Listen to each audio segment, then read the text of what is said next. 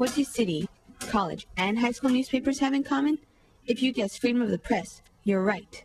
A new measure, known as the Journalism Teacher Protection Act, took effect last month, allowing colleges and high schools across California to publish just about anything without prior restraint.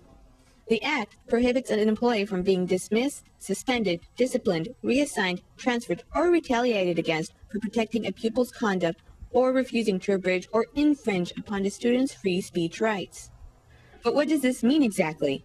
For Grover Cleveland High School's Colleen Bondi, it means a sigh of relief and more ground to stand on. I know that the students have free speech, but I know what happens to advisors who upset their administrators. They get their journalism classes taken away.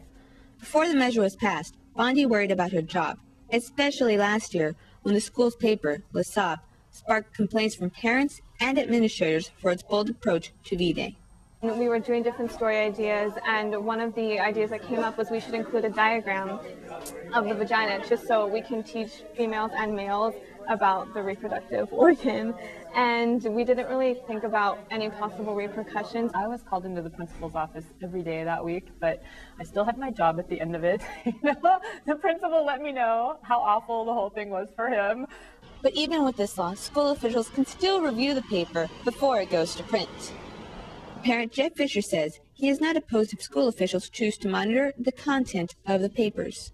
I think that students should be allowed to express themselves to an extent. Even if school officials review their student newspapers, Bondi says the protection gained from the new law is a step in the right direction. Going to not only protect me, but hopefully educate administrators about the vital role that journalism advisors play. This is Alex Hinojosa reporting.